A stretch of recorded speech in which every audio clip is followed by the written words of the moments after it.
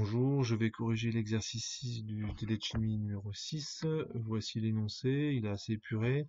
On vous donne une courbe et il faut l'interpréter. Alors la courbe, c'est la solubilité du calcaire en fonction du pH. Donc la courbe, elle est croissante, mais en fait, comme la fonction moins log 2, elle est décroissante, la solubilité est plus importante à pH acide qu'à pH basique. Cet exercice-là montre que tous les animaux marins qui ont des coques en calcaire, donc les mollusques, les coraux, lorsque le pH diminue, ça leur est très fortement défavorable, parce que ça a tendance à dissoudre en fait leur coque, et ça évidemment ça finit par poser des problèmes. Alors pourquoi les océans s'acidifient? C'est parce que vous avez le CO2 atmosphérique, qui en a de plus en plus, qui se dissout dans l'océan. Donc ça l'acidifie. Parce que quand le CO2 se dissout, c'est un acide, donc ça diminue le pH. On peut l'expliquer assez simplement, ce résultat, que la solubilité augmente lorsque le pH diminue. Et dans cet exercice qu'on va faire, on va carrément trouver une expression de la solubilité en fonction du pH. Donc on va vraiment interpréter complètement la courbe, et en particulier on sera capable de trouver la valeur de constante d'acidité, ainsi que le pKs de ce précipité-là. Donc c'est parti.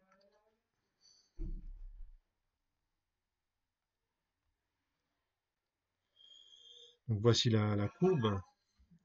Alors je vais commencer par écrire la réaction de dissolution du CaCO3. Donc ça fait Ca2+, plus CO3, 2-, ça fait Ks.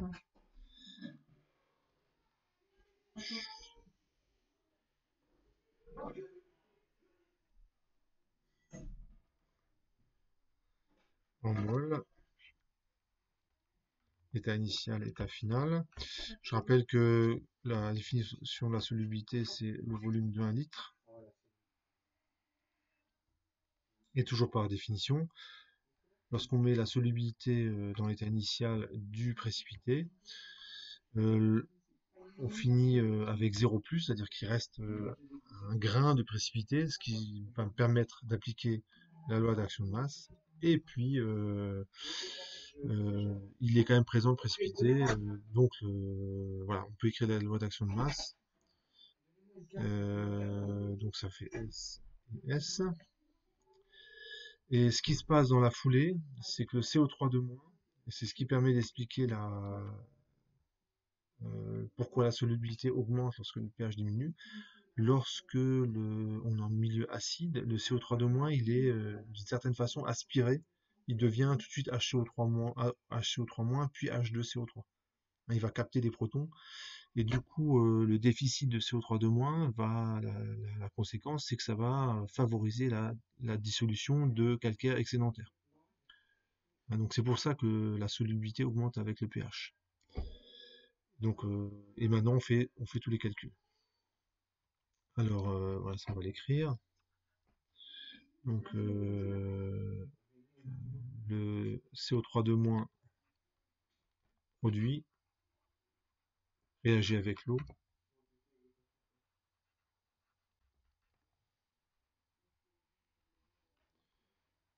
pour former HCO3- et H2CO3. Et la traduction en équation de cette phrase, ça va donner quoi? Ça va donner S égale CO3 de moins plus HCO3- plus H2CO3. Donc là, toute la quantité de carbone, elle est bien conservée, hein. C'est celle qui apparaît en solution par dissolution du calcaire. On peut écrire la loi d'action de masse.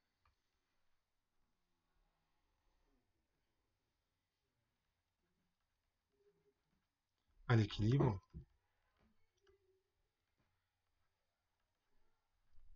On a KS qui vaut CA de plus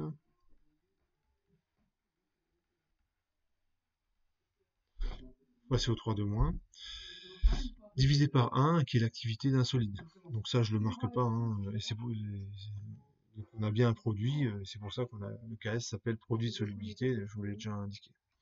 Ensuite, je vais écrire les constantes d'acidité de l'acide carbonique. Donc l'acide carbonique, il peut capter un proton, ça donne HCO3-, il capte deux protons, ça fait H2CO3. Donc la première acidité, K1, c'est H3O+, HCO3-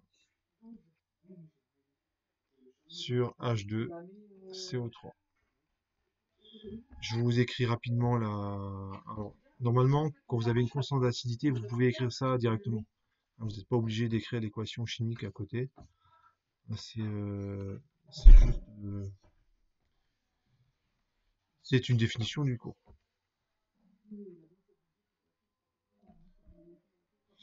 Donc, voici la petit rappel de cours en fait, hein. C'est l'équation chimique associée à cette constante d'acidité, c'est celle-là. Je rappelle que c'est pas obligatoire, hein, de l'écrire, hein. Par définition une constante d'acidité. La deuxième constante d'acidité, elle s'écrit comme ça.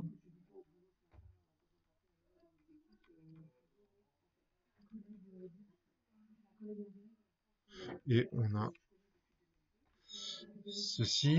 euh, donc finalement là j'ai écrit tout ce que je pouvais écrire. Et à partir de là, alors je vais faire un petit résumé de tout ce que j'ai obtenu. Et puis on va faire un calcul. Voilà. Alors, donc un résumé.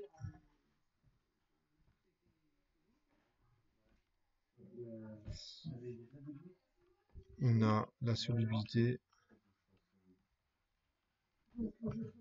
Donc ça fait ceci. Alors, c'est pas obligatoire, hein, de faire une sorte de bilan comme ça, mais ça permet, lorsqu'on est un peu en difficulté sur un exercice, oups, c'est CA2+. Ensuite, on a le KS qui vaut CA2+, CO3 K1, ça vaut H3+. Alors, je vais tout de suite simplifier un petit peu l'écriture. Le H3+, je vais le noter petit h, HCO3- sur H2CO3, K2, ça fait petit h, CO3- sur HCO3-. Normalement, j'ai tout écrit. Je vérifie que j'ai rien oublié. Cette équation, c'est bon. S égale CA2+, c'est ici que je vois. Dans l'état final, je vais, je vais dans l'état final.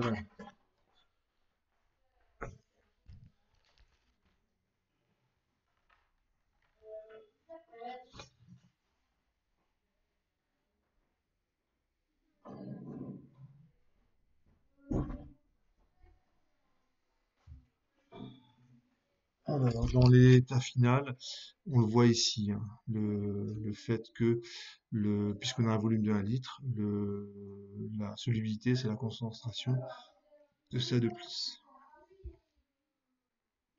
Voilà. Donc, normalement, j'ai rien oublié. Et ce que je vais faire maintenant, c'est des calculs. Je vais prendre toutes ces équations et je vais tout éliminer sauf S et le petit h, hein. Je vous rappelle enfin, je vous rappelle, on pose petit h égale H3+. Donc on va commencer par éliminer H2CO3. Pourquoi on commence par là? Parce que H2CO3 il apparaît que dans cette équation, ce qui fait que c'est judicieux de commencer par là. J'aurais pu commencer par une autre espèce, ça change rien en fait, l'ordre dans lequel vous éliminez les variables, à part la longueur des calculs que vous allez effectuer. Donc je vais essayer de faire ça au mieux, le plus efficace possible. Alors ça donne S égale CO3 2 moins, plus HCO3 moins, plus H, HCO3 moins sur K1.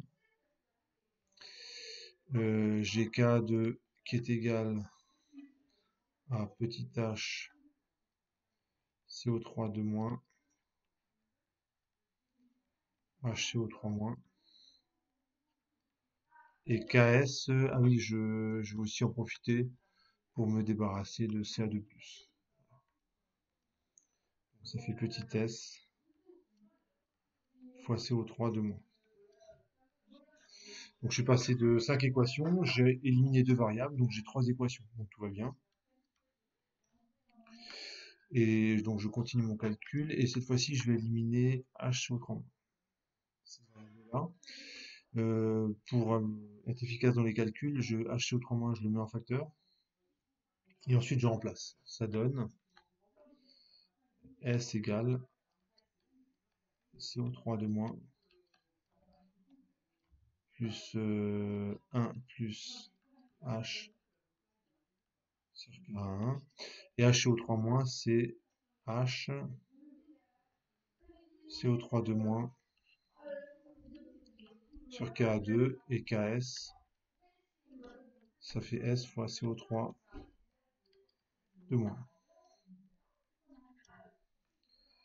Et enfin, je me débarrasse de CO3 de moins. Donc ça va donner le résultat suivant. S égale, alors je vais mettre CO3 de moins en facteur. Donc ça fait 1 plus H sur K2 plus H carré sur K1 K2 fois CO3 moins, donc c'est KS sur S. Donc arrivé là, vous avez le S qui est au dénominateur, je le passe de l'autre côté, donc ça fait S carré. Je prends la racine et ça me donne ceci, KS 1 plus H sur K2 plus H carré sur K1 K2. Voilà, donc on a ce résultat-là. Donc c'est un joli résultat. On a quand même la solubilité uniquement en fonction du pH et des données tabulées, hein, KS, K1, K2. Ce sont respectivement le produit de solubilité et les deux constantes d'acidité de l'acide carbonique. Mais je vais continuer les calculs, je ne vais pas m'arrêter là, parce que la courbe qui est tracée, c'est P2S en fonction du pH. Donc je vais faire apparaître PS et pH. On fait apparaître dans la suite, dans la suite,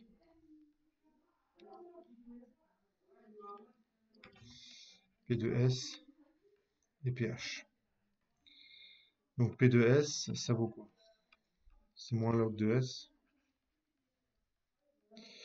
Et vous connaissez, d'après les propriétés des logs, c'est log d'une racine. En fait, l'exposant à demi, il va passer devant.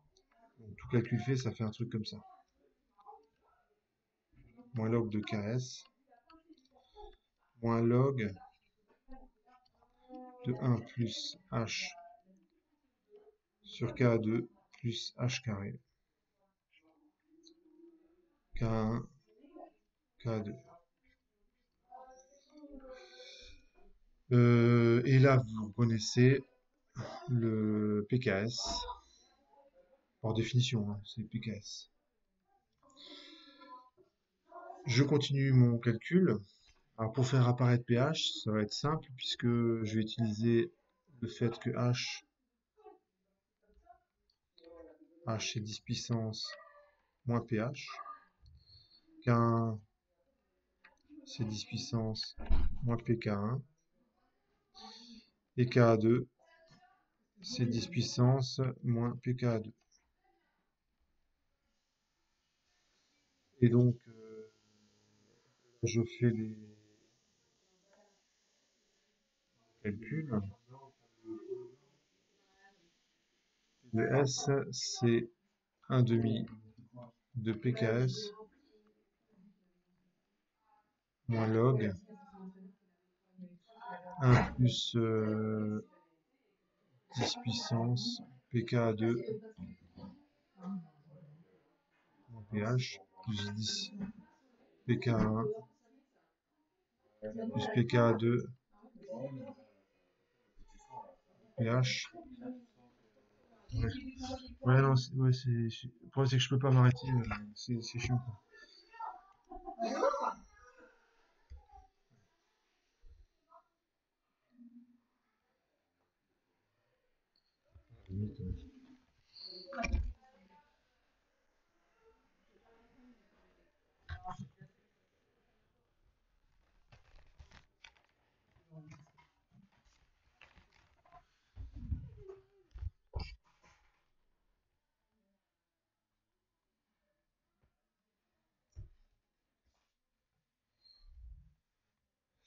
Donc pH plus petit que pK1. Donc de cette expression, elle est encore assez compliquée.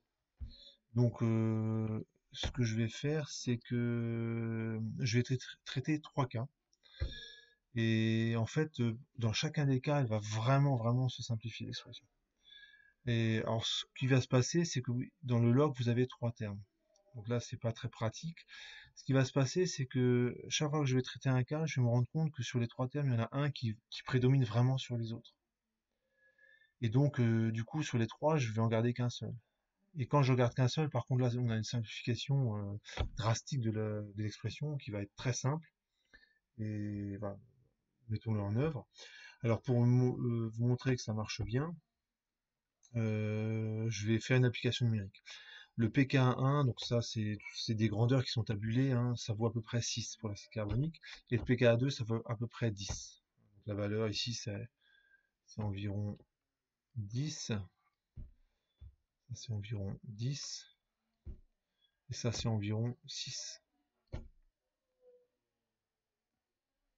Alors quand vous êtes vraiment habitué à ce genre d'exercice, en fait ça se voit ici les points de rupture de pente, en fait c'est les pKa. Donc c'est 6 et 10 à peu près. Donc et je prends un pH qui est plus petit que 6, plus petit que pK1. Donc disons 4. Ça fait 10 moins 4, ça fait 6, donc ça fait à peu près 1 million.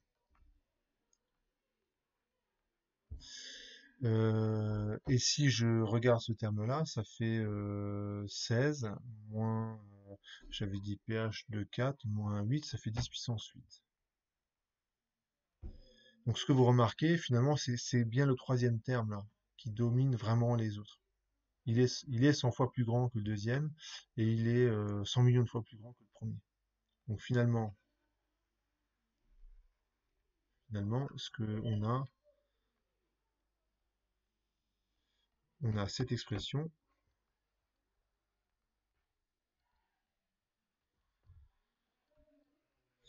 Donc pK1 plus pKa2 moins 2 pH. Et comme log de 10 exposant quelque chose, en fait, c'est l'identité, ça simplifie énormément. Ça fait 1 demi de pks moins pk1 moins pka2 plus pH. Donc là, je vous laisse vérifier qu'il n'y a pas d'erreur hein, dans mes calculs.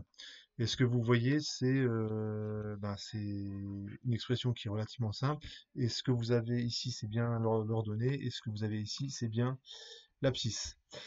Et c'est une équation d'une droite, tout simplement. Là, on vérifie. Ben, c'est cette droite-là. C'est cette droite-là. Et d'après mes calculs, elle doit être de pente 1. Et donc, si on regarde approximativement, c'est le cas. Hein, lorsque je monte de 2 unités, j'avance suivant l'axe des abscisses d'à peu près 2 unités. Donc la pente, c'est 1, donc ça marche. Je passe au deuxième cas. Le pH qui est compris entre pK1 et pKa2.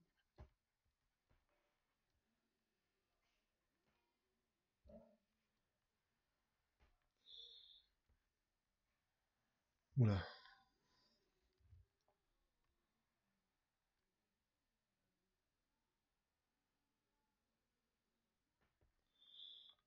C'est 1. Alors cette fois-ci, vous pouvez deviner, c'est le terme du milieu qui va prédominer.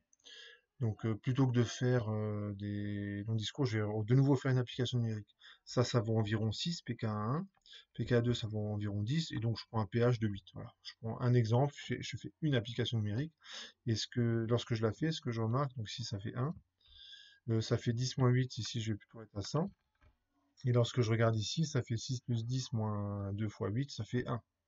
Donc c'est bien le terme du milieu qui prédomine sur les deux autres. Donc lorsque j'écris tout ça, ça donne quoi? Ça donne P de S égale 1 demi PKS plus moins, excusez-moi, moins log de 10 exposant PKA2 moins pH. Donc ça fait P de S égale 1 demi de PKS moins PKA2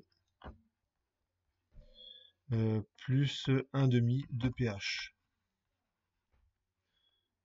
Et comme tout à l'heure, hein, ici c'est Y, et ça c'est l'abscisse, et la pente c'est 1 demi. Donc on regarde, et c'est cette courbe-là, c'est la partie du milieu. Vous pouvez mesurer la pente, hein, vous allez trouver 1 demi.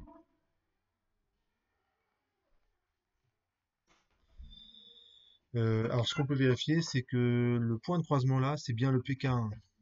On peut le vérifier par le calcul. Donc petite vérification. Vérification PK1 égale pH au point de croisement.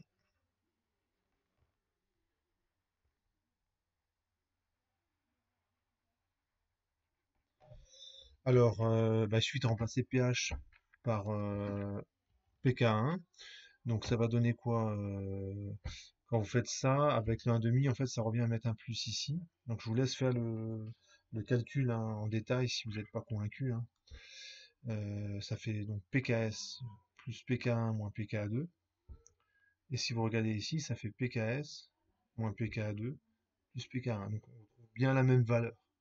Donc effectivement, les deux courbes rouge et vert se croisent bien. pH égale PK1. Donc ici, vous avez bien le PK1.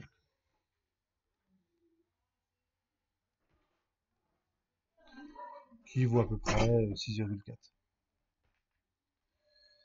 Et enfin, vous avez le troisième cas, pH supérieur à pK2.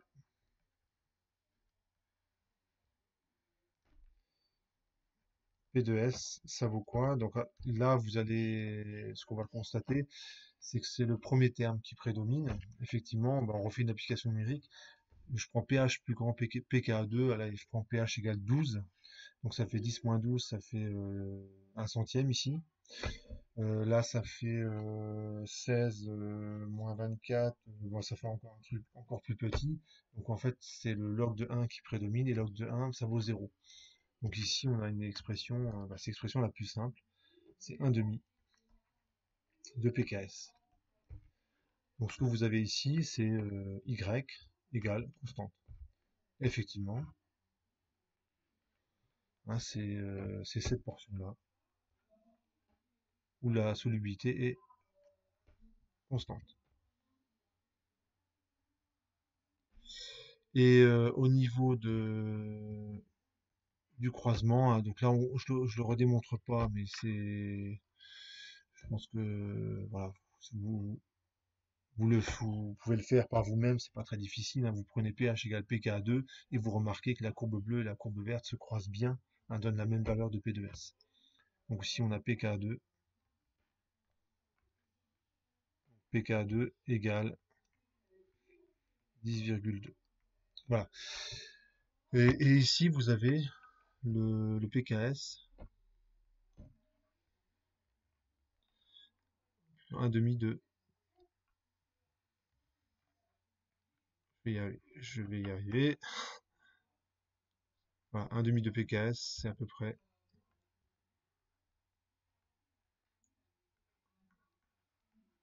Donc PKS, ça vaut à peu près 8. Voilà. Et PK1 et PK2, on peut aussi les mesurer à partir de ce graphe. Donc quand on a fait tout ça, ben voilà, on a bien interprété la courbe, hein, on a été capable de la retracer et d'en déduire des valeurs des constantes d'acidité, un produit de solubilité. Voilà pour, je vais m'arrêter là pour cet exercice.